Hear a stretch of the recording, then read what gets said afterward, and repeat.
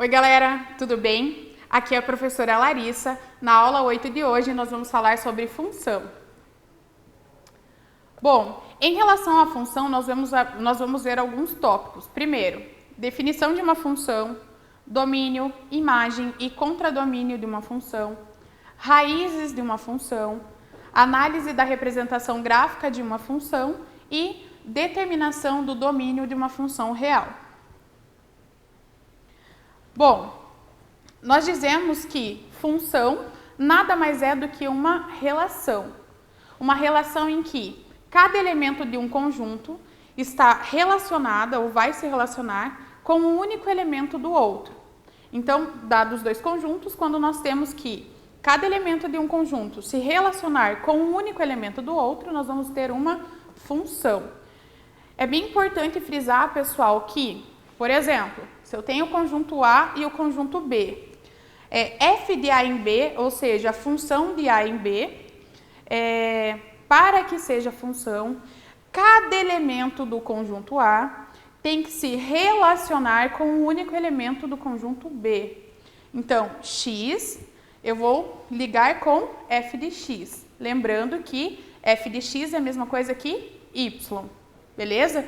Então, grifem essa palavra, única.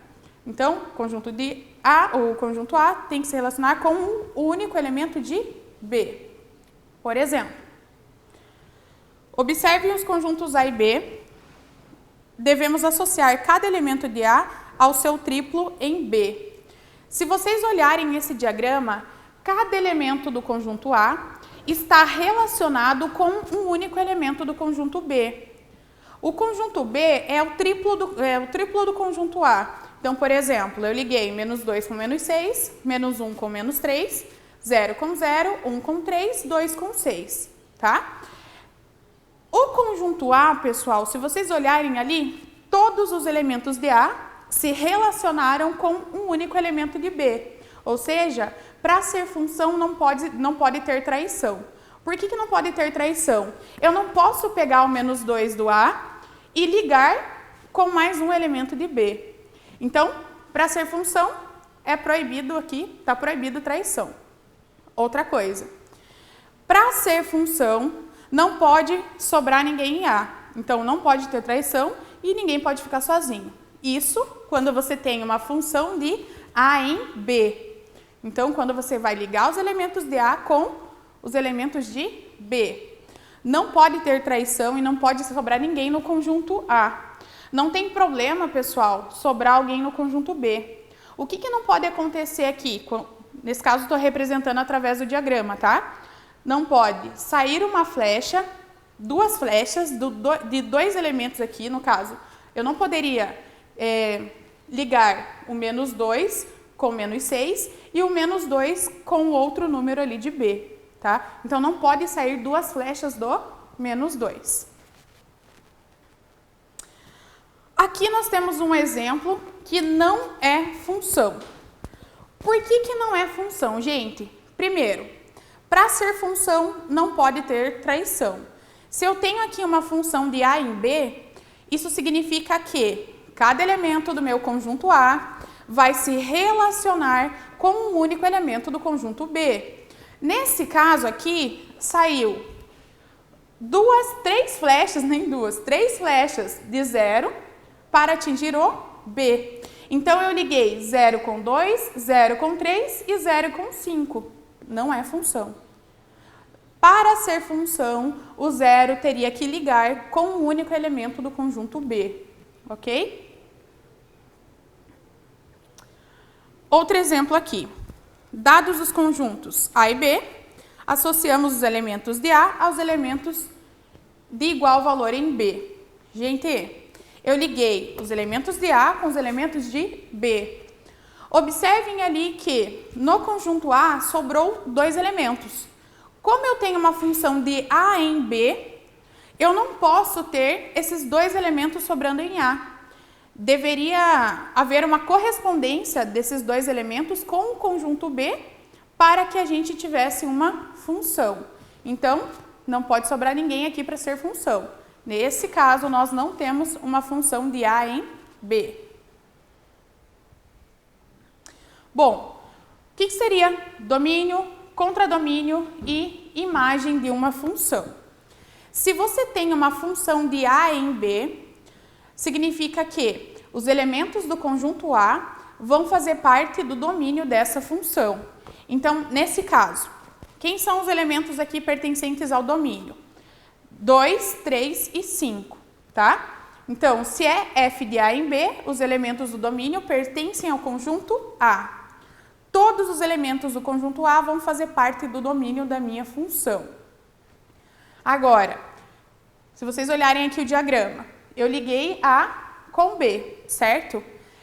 O conjunto B nós vamos chamar de contradomínio da função. Então, cada um dos elementos do conjunto B vão fazer parte do contradomínio dessa função. Beleza? Agora, olhando o diagrama novamente, se a gente for analisar, o 2 liguei no 4, 3 no 6, 5 no 10. O que nós temos nesse caso? Que 4, 6 e 10 pertencem à imagem da minha função.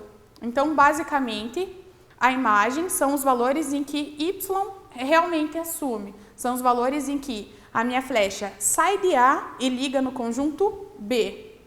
Beleza? Então, outra observação, gente.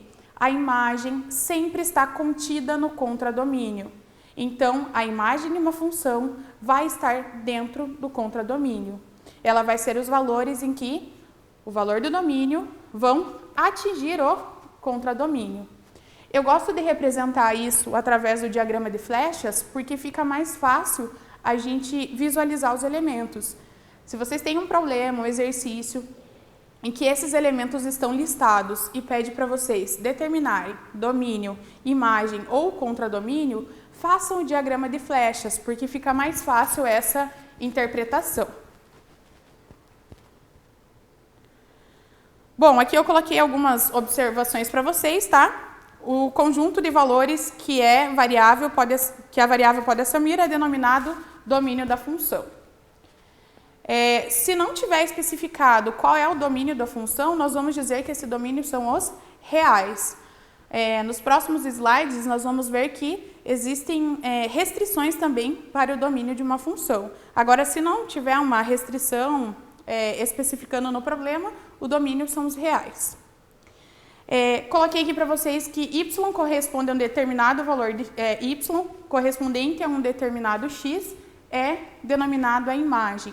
Então, quando eu ligo os valores do domínio no contradomínio, esses valores que eu encontro eu vou chamar de imagem da minha função. E o contradomínio pode conter mais elementos do que o conjunto imagem. Gente, pode ser que quando você determine a imagem da sua função, sobrem elementos no contradomínio. E está tudo bem, não tem problema. Raízes de uma função. Pessoal, a raiz de uma função é o elemento do domínio cuja imagem é igual a zero. Então, por exemplo, no diagrama, quando eu ligo 2 em zero, o que isso significa? Que 2 é a raiz da minha função. Por que 2 é a raiz da minha função? Porque é o valor de x que, quando eu troco ali por y, resulta em zero. Então, sempre que você tem um número em que a imagem desse número for igual a zero, significa que esse número vai ser a raiz da sua função. Então, no exemplo aqui, a raiz é 2. Análise da representação gráfica de uma função. Pessoal, para ser função, o que a gente tem que olhar? Que todos os elementos aqui de x têm que se relacionar com um único elemento do y. Então, analisando nesse caso, o que eu faço para determinar se esse gráfico é ou não o gráfico de uma função? Eu sempre digo para os alunos, né? Tracem retas paralelas em relação ao eixo y. Se, ao traçar essas retas paralelas, essas retas interceptarem em um único ponto, você vai ter o gráfico de uma função. Então, por exemplo, se eu traçar retas aqui,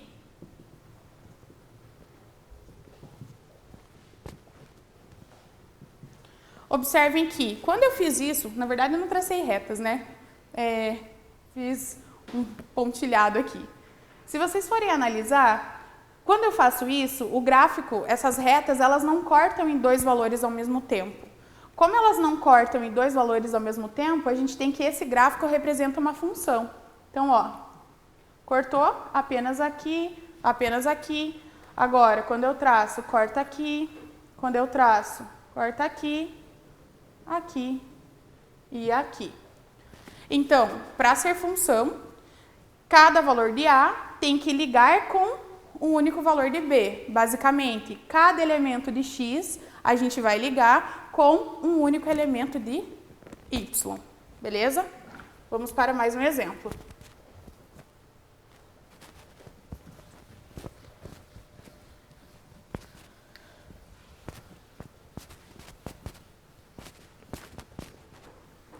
Gente, aqui eu tenho o gráfico de uma função do segundo grau, tá?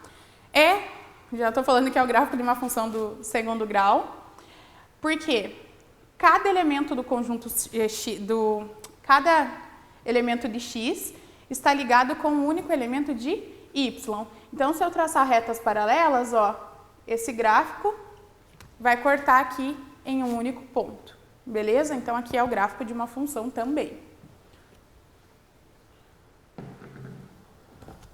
Agora, por que aqui não é função? Existe uma traição nesse gráfico. Por que existe uma traição? Se vocês olharem aqui, por exemplo, se eu traçar uma reta, o que significa? Que X está ligando com 3 valores de Y ao mesmo tempo. Então, eu tenho aqui 1, 2, 3. 3 pontos. Não é função. Para ser função, o que eu teria que ter nesse caso? Que o valor de X tem que se relacionar com um único elemento de Y.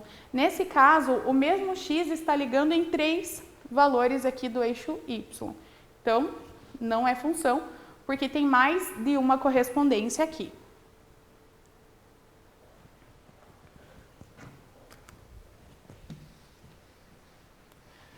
Bom, como eu falei para vocês, o domínio está relacionado com o eixo das abscissas. Então, o domínio está relacionado com o eixo X. O contradomínio vai estar relacionado com o eixo Y. Lembrando que a imagem está contida no contradomínio. Então, a imagem da minha função vai estar relacionada com o eixo Y. Lembrando que a imagem a gente pode chamar de f de x ou y, tá? E o domínio da função vai estar relacionado com o eixo x, tá? Então, aqui eu tenho um exemplo de um gráfico para vocês. Beleza? Domínio x, imagem y.